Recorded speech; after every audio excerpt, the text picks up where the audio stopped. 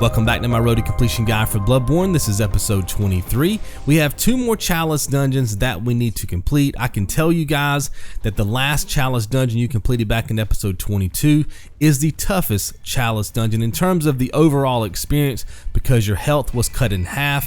Of course, with these last 2 Chalice dungeons, your health is going to be full again. The bosses are going to get tougher, but I think the extra health is going to help to offset that difficulty. Now you can see that I'm creating another Chalice dungeon, just like we always have, but there's actually a mistake in the gameplay, and I'll show you that in just a second. Just gonna find the correct Chalice. It says that we only need 9 Ritual Blood 5s and Blooming Cold Blood Flower 4, which we have. You can see that there. But notice where it says Ritual Blood 5, it's got 17 in parentheses and not 18. You should have 18. It's just the way that I had to edit this footage. I would stop and start my Elgato capture card at certain times, and one night I decided to turn the game off while I was farming for the Ritual Blood number 5. When I came back, I forgot that I needed one more and I never picked it up. I will go back and pick that up, you just won't see it in the edit.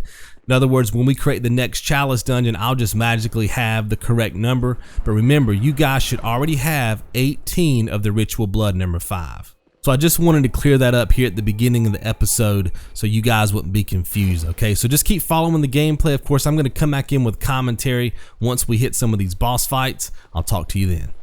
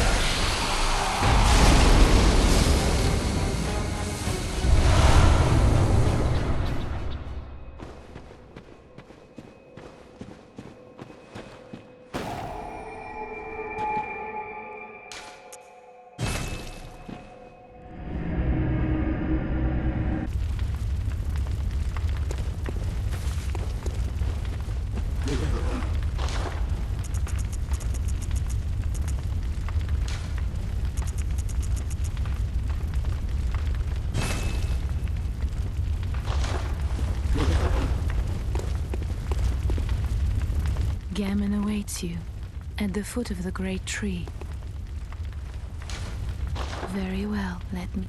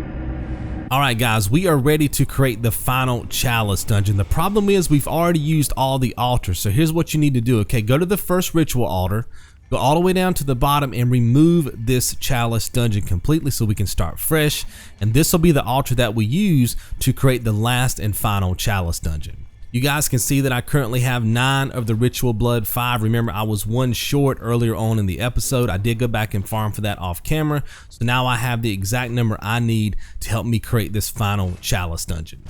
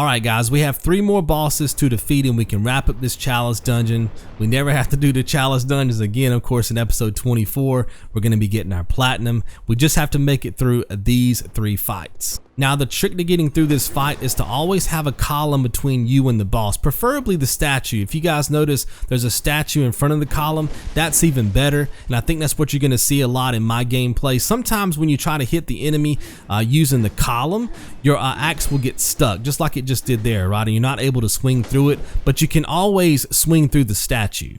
Now the problem is that this boss is extremely fast. Maybe not so much at the beginning of the fight, but once you guys reach the final phase, he's going to become extremely quick. He's going to be sprinting around that column trying to get to you, and you have to be ready to counter that by running the opposite direction. Now the only attack you really have to worry about is when he starts throwing his weapon at you. Just like your hunter axe can go through the geometry of the column and the statue, so can his weapon. So even if you're standing on the other side, you feel protected, that projectile is going to come through the column or the statue and do damage to your character.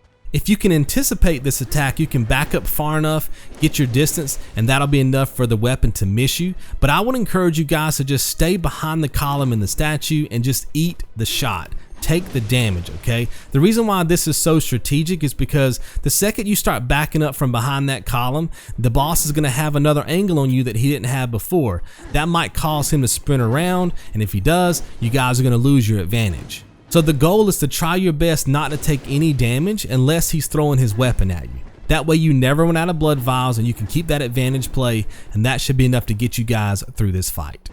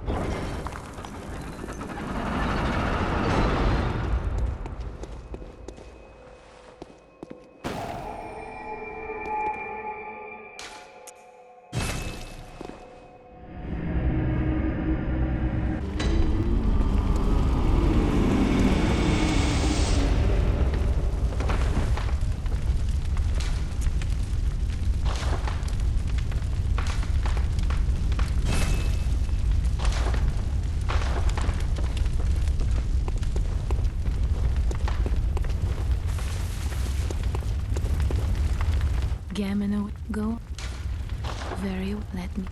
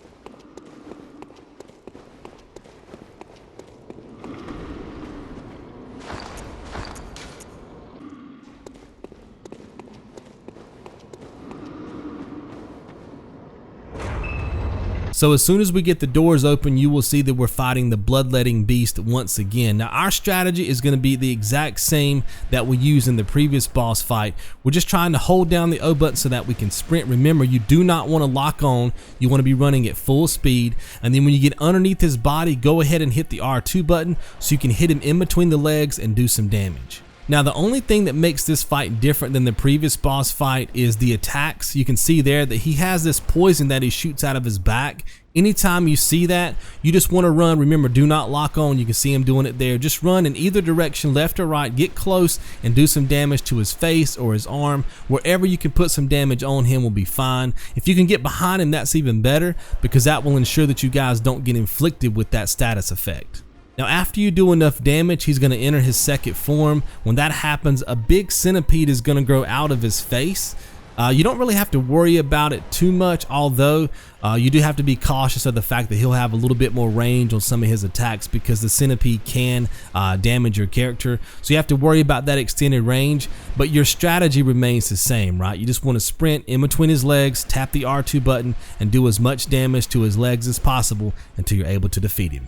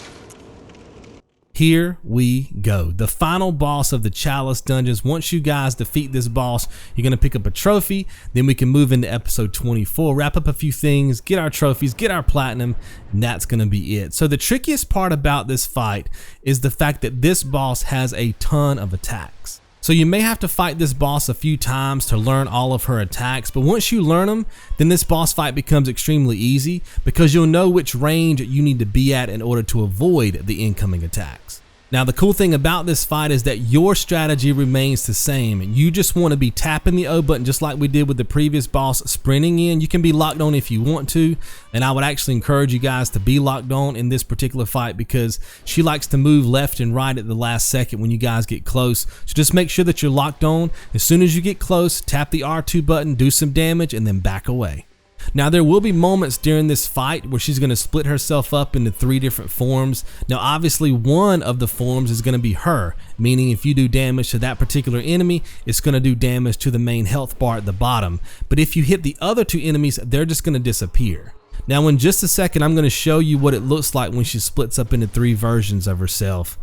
I think she's got one more attack. I'm going to dodge that, and then I'm going to hit her once. And then I just want you to notice the animation when she's going to transform, okay? I'm going to hit her. Notice how she dissolves and then that blood effect happens. Then you want to be looking for her to show up in 3 different spots on the map. Now your goal is to try to hit one of these enemies as soon as possible. Remember, you're trying to identify where the queen is because you want to get rid of the 2 decoys. So if you hit that first enemy and the enemy does not disappear, then of course that's the queen. You move on and you kill the other 2. Now, if you get lucky and you hit that first enemy and she disappears, well, that's great. Now it's a 2v1 situation. They haven't really done many attacks on you yet because you got there so fast. You just work yourself around the monument in the middle of the room, kill the other decoy, and then you can focus on the queen again. Like I said, the trickiest part about this fight is learning her attacks. Once you have all of her attacks memorized and you know the correct distance that you need to be to avoid those attacks, this fight is really not all that difficult. After you defeat her, you're going to pick up that trophy that we talked about earlier, and that is it. No more Chalice dungeons. We can move on to episode 24 and wrap this game up. Guys, I'll see you there. Be good.